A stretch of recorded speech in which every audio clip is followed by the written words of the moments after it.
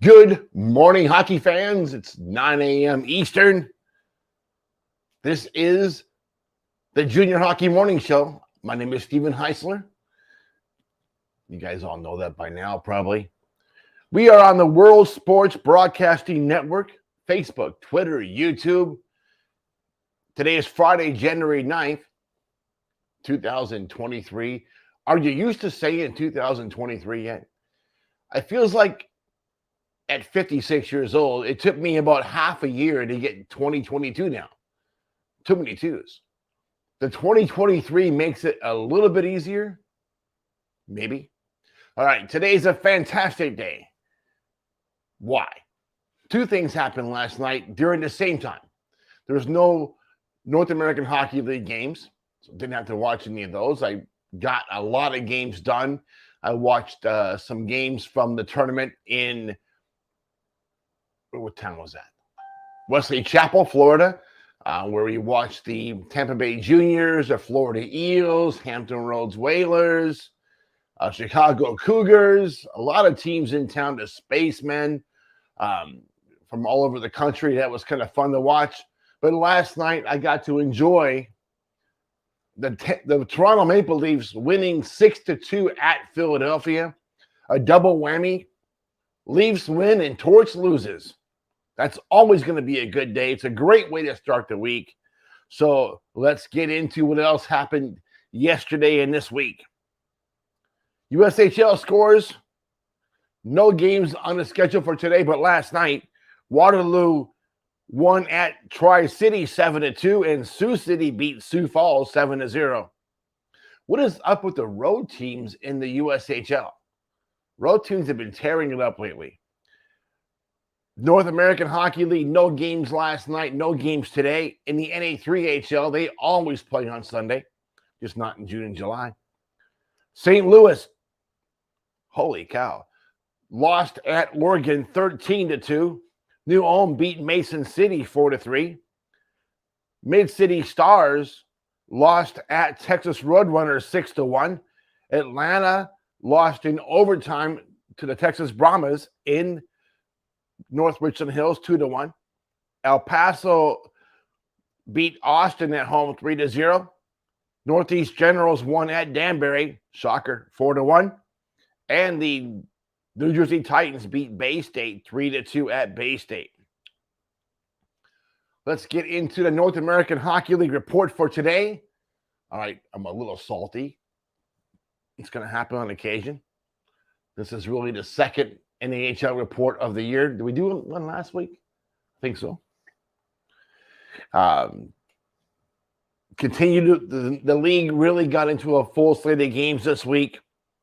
Lone Star Brahmas are still number one, despite ending a long winning streak with the loss at New Mexico Friday night. What about Danbury? Well, they didn't lose a game this weekend. That's good. It's been like a week since they lost a game. NAHL rankings. Let's go from the top to the bottom, because by the end of the show, you won't want to hear about the bottom. Our A teams, an A in our book is a winning percentage of 725 or better. There are 4 teams in that area this week. Lone Star, Oklahoma, Maryland, and Austin. Lone Star is 23, 3, 1-3, 833 win percentage. Dan Wildfunk's Brahmas bounced back from Friday's loss at New Mexico with a solid 3-1 win over the Ice Wolves on Saturday. Good news for Brahmas fans. El Paso comes to town this week. Remember Joe Coombs? He loves North Richland Hills. He loves the NITEC Sports Center. I'm sure it's going to be just a grand party and very competitive games this weekend. Okay, that's facetious. Brahmas will start a new winning streak, 3 games in a row by Sunday. Number 2, Oklahoma Warriors, 22-6, 0-1, 776. We told you that Garrett Roth and the Warriors were looking forward to the roadie to Amarillo. Skating away with a nice 3-1 and 4-1 road sweep is always going to be sweet. The bus rolls to the swamp this week, and nobody is excited about that trip. Those mud bugs have been difficult as of late. Oklahoma Don't go to Shreveport with a big head because you will get punctured. Shreveport's a mess right now. Don't go there thinking it's going to be easy because nothing coming out of the Mudbugs is going to be easy for the next, probably for the rest of the season. Number 3, Maryland Blackbirds are 24, 7-3-0, 750 record or win percentage. Clip Mylock's Bears looked a bit off balance while sweeping Maine at home. Let's hope the boys don't get too excited about this week's set of games at Danbury. Danbury hasn't won in a long time. Looking to get somebody. And Maryland has been playing kind of soft as of recently. They still have a pretty good lead over New Jersey in that division. New Jersey is coming up hot and heavy. But I think Jersey Titans are going to take the division. Maryland looks too soft right now. Milo Mock has to get those kids back in shape, and this last weekend's sweep over Maine wasn't pretty. Number 4, Austin Bruins, 21-5, 3-4, 742 record, or win percentage. Steve Howard's Bruins picked up a huge home sweep of Aberdeen over the weekend, opening a 12-point lead in the Central Division. Look for another battle this week when Austin faces a pesky St. Cloud club in a home-and-home set. I think they have 2 weeks of home-and-home with St. Cloud. That's going to be a tough series. St. Cloud's kind of got a chip on their shoulder right now. Corey Millen's sitting out his suspension, but he's working hard behind the scenes, working hard during practice. I'm sure St. Cloud will be more than ready this weekend. Let's go to our B grade teams, and there's a pile of those this week. New Jersey, Minnesota, Fairbanks, Shreveport, and the Generals are all classified as B. B is a 600 winning percentage to 724. We got a tie for 5th place, or ranked number 5, with New Jersey and Minnesota. New Jersey is 20-11-1-1. Greg Dormus and the Titans are the hottest team in the NAHL right now with a 13-0-1-1 record in the last 15 games. New Jersey took care of business at home against Johnstown and will face an emerging Rebels group this weekend from Philadelphia. Going to be a good series, but I don't think Philly has a chance. Look for that streak to continue this weekend. Minnesota Wilderness are 19-10-1-3, 636 win percentage. Brett Skinner and the Wilderness let Kenai skate out of town with 3 points, something that may eventually turn around and bite them square in the butt later on. Minnesota will try to cool down the red hot Wendigo. Wendigo, that's a weird name, the Wendigo. Still can't get over it. It's been half a season. I can't figure it out yet. When they visit Wisconsin this week. Wilderness and Skinner have done a fantastic job this year. You have to like what he's been able to do. You have to like his ability to keep Dave Boyce out of the locker room, away from that team. Kyle Brody's here from Wenatchee. Kyle's a fantastic young coach. Like what he's doing. He's making a positive impact on his kids, and they changed the culture in Cloquet. Phenomenal. Very happy with what's going on with the Wilderness, aside from Dave Boyce still being there. Why is Dave Boyce still there? Because he's got pitchers. My opinion, please don't file a lawsuit against me. Number 7, Fairbanks Ice Dogs, 20-11-3-0.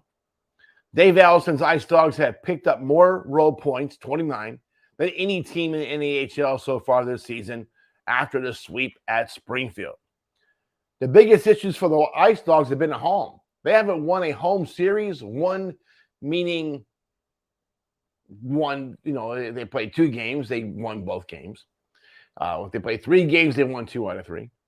Haven't won a home series since winning 2 out of 3 against the Magicians last February 17, 19. We're up on 11 months without winning a home series. That's unreal for Fairbanks. Kenai River looks to extend that streak this week when they visit the Big Dipper.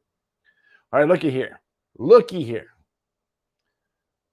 The Big Dipper. There was a mist about it. Teams went there and died. Teams went there and folded under pressure. But what's happened instead is teams go there and Fairbanks gets their best game because those players get excited about playing in front of a full house. mean, that place is stuffed to the gills. Maybe if Profit cut the attendance in half, the Ice Dogs have more of a chance. But now the pressure's on. Now those kids are feeling the pressure when they're playing at home. Obviously, they feel that pressure more at home than they do on the road. Fairbanks is more comfortable on the road than they are at home. That's got to change. Something's going on there, aside from they always get in the other opponent's best games. But Fairbanks has to win at home at some point. This is getting ridiculous. Shreveport Mudbugs. Bugs don't have a problem winning at home. Whoo! That's a hot mess there. Jason Campbell and the Mudbugs continue to win the games they're supposed to win, and that includes this weekend home sweep of El Paso. Number 2, Oklahoma visits Georgia's Pound this weekend, giving Shreveport the chance to prove they are really back. Listen, I am watching that series this weekend. I guarantee you that. I'll watch both games end to end. That's going to be a monstrous set of games in Shreveport. Go Bugs. Or Goo Bugs. How do you say that in French? Guo. I don't know. Guo, Goo Bugs. I see that Go Tigers thing. That sounds kind of weird. All right. Number 9. You like crawfish? Tommy? Crawfish. You know what? That's a lot of work to get some meat that comes out the end of a toothpick. But those guys are crazy for that stuff. Excellent. Number 9, Northeast Generals, 19-11, 3-1, 618 win percentage. Brian Erickson's Generals squeaked by number 25 Philadelphia Friday before getting hammered by the Rebels 7-4 on Saturday. The Rebels visit the Generals January 19th and 20th. Brian, keep it up, buddy. Listen, number 19 in the league. I am not a believer in the Generals. Not a believer. Culture's weird. Matt Dibble. Oh, that is a definition of weird right there. Not a Matt Dibble fan. I won't get into the pictures we've been hearing about. Can't talk about that on the air. Might get sued again. What's the record for most lawsuits in 1 week we've had? Most lawsuits, threats. I think 3. We could set a new record this week. Don't do it all today because my wife is pretty happy. It's been a good day. Leafs won. Not today, Brian. C-class teams. We have Aberdeen, New Mexico, Kenai River, Maine, Minot, Janesville, Amarillo. Holy cow. Wisconsin, Chippewa, North Iowa, Anchorage, Odessa, and St. Cloud. That tells me we have an average league. A C for us is 475 to 599. Fair enough. Let's start with number 10. Aberdeen Wings, 17-11, 1-2, 597 win percentage. Listen, Scott Langer is anything but an average coach. But his Wings were swept at Austin. Can't change that. And they visit Minot this week. That's going to be a war as well. Listen, Scott Langer has done a phenomenal job with the Wings this year. Taking over for Steve Jennings. Steve Jennings is now the general manager in El Paso. Good luck with that, Steve. I've been to El Paso. I like El Paso. I used to be friends with the guy that owns El Paso. Steve Jennings, good luck. Hope you can stay in Boston and do that job. Scott Langer, I believe in you, buddy. I believe in the Wings. You guys will make a push. You're not an average team. Good luck with Minot this week. Cody Campbell's got a good squad there. Number 11, New Mexico Ice Wolves, 17-12, 1-1, 581 win percentage. Phil Fox and the Ice Wolves put a big stop to the Brahmas win streak Friday before dropping Saturday's contest 3-1. The Ice Wolves currently sit in 4th place and now find themselves as a primary target for 5th place Amarillo and 6th place Odessa. There is some good news. New Mexico gets to face 2 of the 3 worst teams in the NAHL this week. The Ice Wolves are in El Paso tomorrow night before the Ice Rays come to Albuquerque this weekend. just because they're two of the three bottom teams in the league. New Mexico lost to El Paso a few weeks back. Don't let the records fool you. These lower end teams can still come up and bite you in the booty. Don't get caught with your pants down. Number 12, Kenai River Brown Bears, 19-14, 1-1. Taylor Shaw's Brown Bears pulled 3 of a possible 4 points from the road series with Wilderness. Will Kenai River extend Fairbanks' woes at the Big Dipper this weekend? Taylor Shaw, I lost a lot of respect for you a few weeks back at Anchorage. I saw that gong show. And that was a gong show. You know, something happened this last week in the Kootenai League with the Nelson Leafs. Wasn't so much different than what happened in Anchorage a few weeks ago, but in Canada, that coach got fired. Go figure. Number 13, Maine Nordiques. Pinch's Nordiques were swept at Maryland and actually looked respectable in Saturday's 4-3 loss. The Nordiques are 16-12, 1-1, 567 win percentage. The Nords visit Johnstown this week. Look at, for a team that's 4 games over 500, a lot of those wins have come against teams that were struggling.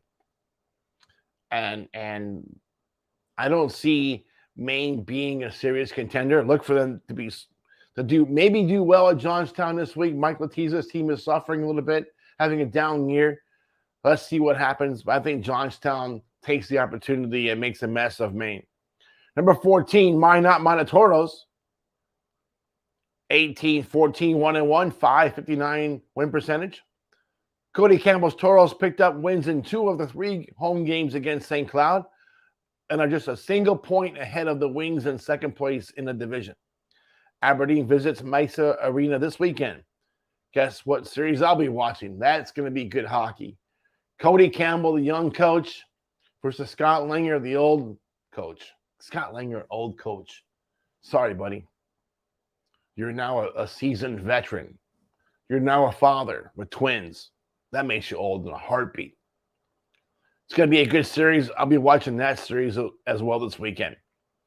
Number 15, Janesville Jets are 16-12, 3-4, 557 win percentage. This is going to be hard to say. I like Joe Dibble. I like Bill McCoshen. He won't talk to me anymore. But the Janesville has been average by Janesville standards. 4-4, 1-1 in the last 10 games. Look for that trend to break this weekend when they host Springfield. Listen, Janesville has all the tools. They should sweep Springfield. Is that going to happen? Should. But that should have been, could have been, would have been, doesn't translate to the ice very well for Janesville this year. They've been really just hogtied with mistakes that cost them to look as average as they look right now. But they have the tools. Second half of the season, they should go on a bit of a heater, win some games. Janesville could put together a string of 12, 15 games in a row. They'll look for that to be happening, something like that before the end of the season. This is a good hockey team. They're very talented. They are younger. That's how Janesville does it. But let's see what happens second half of the season. I look for Janesville to make a move. Number 16, Amarillo, 15-12, 2-1. Amarillo. Oh my, that's time for a coffee break. This coffee break is sponsored by the North American Hockey League. Not really, but Alex Curious gave me this cup a couple years ago. It's pretty cool. It's falling apart. The whole bottom fell out of it. Come on, Alex. Get any more of those cups? Number 16, Amarillo Wranglers, 15-12, 2-1. Harry Mahood, Dirty Harry, have just 4 wins in the last 10 games after being swept at home by Oklahoma. I remember when going to the bullpen was a scary thing. I remember going to the bullpen and teams hated it. I remember Topeka and the visiting teams having to stay at the 4 Seasons Hotel or 3 Seasons Hotel, whatever it was. And it was a roach fest. It was a flop house for prostitutes, allegedly. Gross. Here we are. People are looking forward to going to Amarillo now. The team is soft, just soft. Odessa visits this week with every intention of getting max points. Let that sink in. Teams are no longer scared of going to Amarillo. The fans are fantastic. Amarillo has a great practice facility now. Amarillo has all the advantages you'd want to have a really monstrous hockey team. They got a weak coach. I don't care if Harry was coaching under Dennis Williams, who we saw win the World Juniors this last week. That's irrelevant. Harry's not Dennis. Harry kind of hung out under Dennis's wing for a number of years. He's not performing in Amarillo. Get Carlos in there. That's a coach. Not a Harry Mahood fan. Do you hear that every week? Same story. I don't like Dirty Harry. Oh, great. Guess what, Tommy? You got to turn that thing off because it's going to beep like crazy for the next 45 minutes. My blood sugar has elevated, so the alarm goes off. All that talking about Harry Mahood. Number 17, Wisconsin Wendigo are 16-3-1-1. Blake's Wendigo return to action when they host the division-leading Wilderness this weekend. With 8 wins in the last 10 games, the Wendigo are sure to have every team in the division's full attention. My question for Wisconsin is this. Are you guys really ready to come back? Are you really ready to hit the ice this weekend? And are you going to hit it with the same intensity it's been in the past? I think so. I think this coach has surprised everybody. This was the Magicians from last year. This guy has completely changed the culture, changed the name, moved to a new building. The town is excited about the level of play that they're playing, the type of hockey they're playing. Chris Hedlund, I thought you were a crappy general manager in Kenai River. Now I can blame all that on Nate Kehl because you're having success here in Wisconsin. Maybe that was all Nate Kehl's fault. Let's talk about it one day. Chris Hedlund on my show. That would be interesting. People will cry, especially Nate Kehl. Nate Kehl will probably do a temporary injunction saying Chris can't come in. We'll see how that works out. Over the summer, we'll have more of these guys talking to us, I think, if they're not scared. Are you scared? Number 18, Chippewa Steel, 17-14-1-1. Casey Young and the Steel split their weekend visit at Janesville and get the next week off before the home-and-home set with the Wilderness January 2021. Casey's hoping that he gets his Slovakian goalie back from Green Bay. I think that kid's gone, but that goalie did have a hard time a couple of days ago in their game. I think it was against Dubuque. So let's see what happens. If he gets that kid back, Chippewa's could be poised for a run for a championship season. But we'll see if he gets him back or not. Number 19, North Iowa Bulls, 16-14-2-0, .531 win percentage. Todd Sanders Bulls split the weekend home and home set with the Bobcats and visit the same team this weekend. Sorry. They played at home in North Iowa this last weekend, and they visit Bismarck this weekend. What can go wrong? Bismarck is just nasty at home. Not an easy team to play on home ice. I think Todd Sanders Bulls are in trouble. Number 20, Anchorage Wolverines. I'm a homer. Okay, I'm sorry. But this team is kind of frustrating me this year. 14-13, 5-1, .515 win percentage. Not really happy with their performance so far this year. They're back in Alaska with a break this weekend before hosting Kenai River January 2021. They've been on the road for a long time. They got a lot of games in Alaska to go. I think there's 4 more games outside of Alaska, and the rest are all in Anchorage or Fairbanks or Kenai. They like staying in Alaska. Let's see what happens. A ton of home games. Anchorage could make a run, but they got to figure out some issues. One issue is between the pipes. They're very inconsistent there. That's not really right. They're hoping they get their goalie back from last year. That may or may not happen. A lot of hopes and wishes. But so far, this team is fantastic everywhere else but between the pipes. Let's see what happens in the next few weeks. Number 21, Odessa Jackalopes are 14-14-0-0. Scott Dewar's Jacks are back to square one after a weekend road sweep at Corpus Christi. Listen, these guys got a tough next week and a half to go. In 9 days, they have 5 games, starting Friday in Amarillo. They have to get a jump on that series by doing something in Amarillo this weekend. They play Lone Star in the middle of the week. I think they go to Shreveport afterwards. That's going to be difficult for this group. They have a way of really being a strong road team, but that 5-game stretch in 9 days, they hope they have some extra bodies hanging around. Luckily, they do have extra bodies in the Roadrunners and Atlanta, but Scott Dewar hasn't used too many of those kids this year. He might be forced to in the next 2 weeks. Number 22, St. Cloud Norsemen are 13-14, 2-2. Corey Miller's Norsemen picked up 3 of a possible 6 points from their 3-game series at Minot. The next 4 games are all with division-leading Austin. Steve Howard knows better than to overlook the Norsemen. So the Norsemen will get the Bruins' best game, despite St. Cloud being number 22. Corey won't be on the bench. He's still sitting out that suspension. But we'll see what happens in the next 2 weeks with this series. It's a big series for St. Cloud. If they hope to remain in playoff contention, they have to win at least 2 of these games, I think. Let's get down to the D-grade teams. We got a number of those. The D-graders are Johnstown, Bismarck, Philadelphia, El Paso,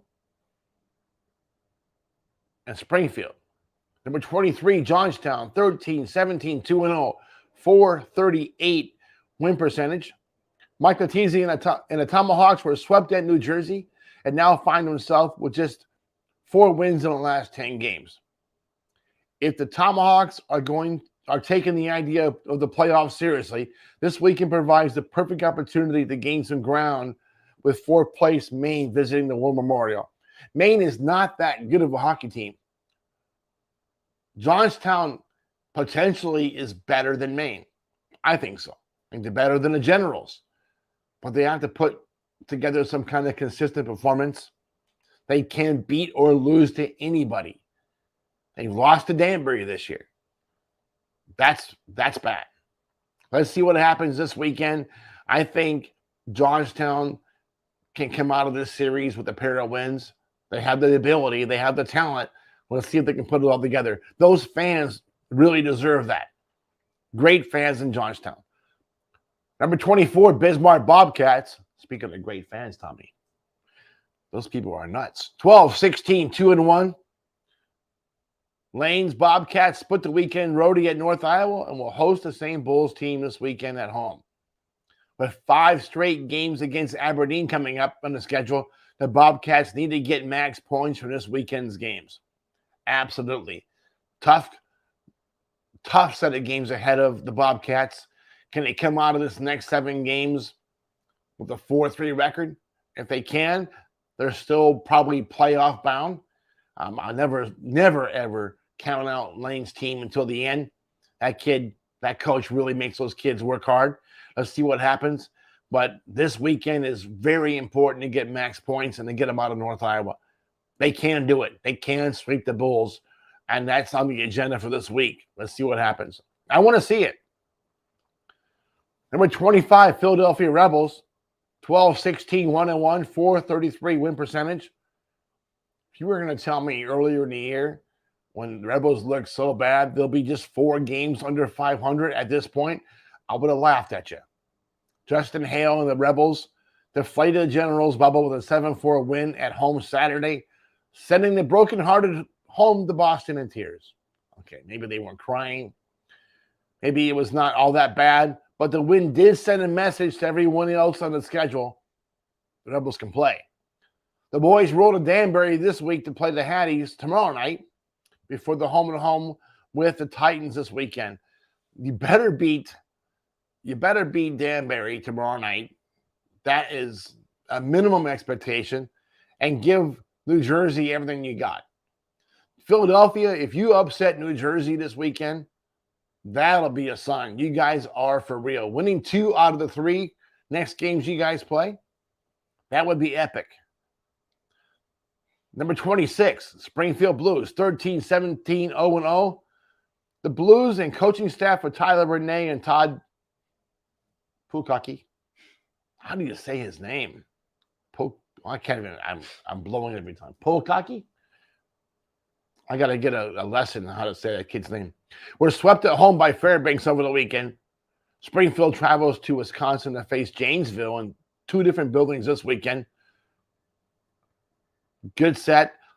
I don't think the Blues should have announced Tyler Renee's leaving until the end of the season. Now they're kind of a split personality team. They really have 2 head coaches. One is playing for this year. One is hoping for next year. It kind of makes the locker room a little bit divided, a little bit of confusion. And that was evident in their series against Fairbanks. I don't like the makeup of the team right now. It's kind of helter-skelter. The kids are probably not really understanding who the leader is. And it's not a good look. A bad decision by the staff to announce that change early, I think, my opinion. This guy will sue me too, probably, if I don't say my opinion. That owner is nuts. All right, there you go. In my opinion, the owner is nuts. I'm learning this whole opinion thing. I got to start saying that because people take this stuff too seriously. But not the number 27 El Paso Rhinos. 10-17, 2-0, .379 win percentage. Joe Coombs' Rhinos managed a single goal and gave up 11 while getting swept at Shreveport. They had to rush back to El Paso after the game in an effort to be somewhat prepared for New Mexico's visit tomorrow night. With just 2 wins in the last 10 games, the Rhinos are close to joining Corpus Christi and Danbury in the F category. I believe that will be a first ever occurrence for a Joe Coombs coach team.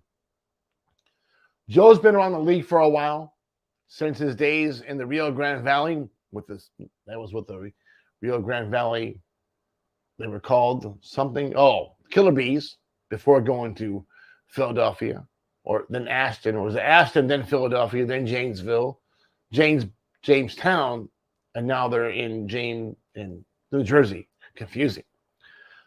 Never during all these years can I remember Joe Coombs' team being this so far down the list. It's unusual, but it might have something to do with going through 60-plus players this year. They changed the general manager. The Peon guy, Corey Peon, is gone, or Hehan, or whatever his name is. He's no longer the general manager. Steve Jennings is from afar. I think Steve Jennings can do a better job as a general manager from the moon than that Corey guy can do from El Paso. Let Corey Hehan Peon run the Tier 3 team. That's better for him. Definitely not a North American Hockey League general manager. Never should have been named that position in the first place. Completely inexperienced. Treating that team like he was playing NHL 2022. It was ridiculous. 60-plus players before Christmas. That's nuts. Our F teams, Corpus Christi and Danbury. Sylvia and Cloutier and the Ice Rays were manhandled at home by Odessa over the weekend. The bus rolls west to New Mexico, where they face the Ice Wolves this weekend. They will be swept again. I have very little faith in their ability to beat the Ice Wolves in New Mexico. I like Cassidy Lange. I like that program. Corpus Christi should be one of the best programs in the country. Every single year, they have a little bit of a problem with practice ice, but they overcome that all these years for the last, 25 years of Ice Rays hockey, whatever it's been since their days in the Central Hockey League. This problem they're having lately is ridiculous. It should not be happening. So, but I think the issue has been lack of experience. The player personnel director has been horrendous. These kids aren't the type of players needed to be successful in the South Division. And it doesn't make any sense that they keep going back to the same well over and over again and getting the same results. Nothing against this coach, but this is getting out of hand. Number 29, Danbury hat tricks. Wow. to 26-3-2. The Patrick Steffen era took a breather this past weekend. The good news, Danbury has not lost a game in the last 9 days. Philadelphia visits tomorrow before Maryland is in on the 13th and 14th. If you are a hockey fan in Danbury, good seats are still out there for the NAHL team. You know, Tommy, I think that the folks in Danbury got mad at me saying that the NAHL team can beat their Federal Hockey League team. So they're tanking this thing on purpose. Herm Sorcher and that crew, I don't know what they're doing in Danbury, but it's not good. Maybe this Patrick Steffen guy's a good hire. I don't see his connection to college hockey or to the NAHL at all being there. And Danbury's been a little more than 3 points for everybody else in that division. Prove me wrong. Do something. There's a lot of kids out there, Danbury. Dump those 20-year-olds. Bring some of these good 18 and 19-year-olds in and become a team, unless you don't want to. Pretty good show today, Tommy. 37 minutes on my own with no guest. If Eric was here today, this would be like an hour-and-a-half show. 2 hours? We can't do a 2-hour show. Our fans would not like that. If you get a chance, go look at the heisthockey.com site. We changed it up a little bit. I think you'll like the new format. Very clean. Works well on your iPads and your phones devices now. A little cleaner, easier to navigate. Graphics look really good. Thank Tommy for being so smart and making me look good. How do you do that, kid? I'm not a handsome man. And you put makeup on my face? How did you get my face to look that pretty? I am not a pretty guy whatsoever. I have a face for radio. My voice is gone. Speech is done. But here I am. On TV, on YouTube, on all these channels all over the world. Can't believe it. How do you guys put up with this mess? All right. Tomorrow. I'm not sure who we have for a guest yet.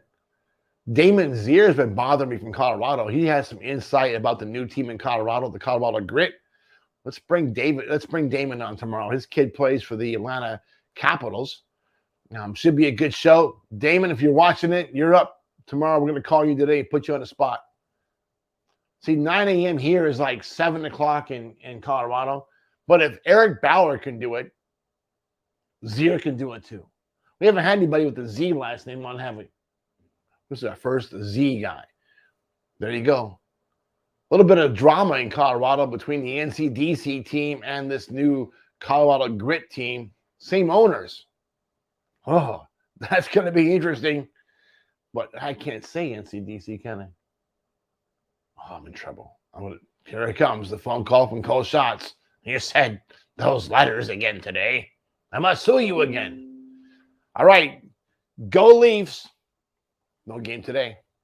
You guys, until tomorrow, we hope that you have an incredible day.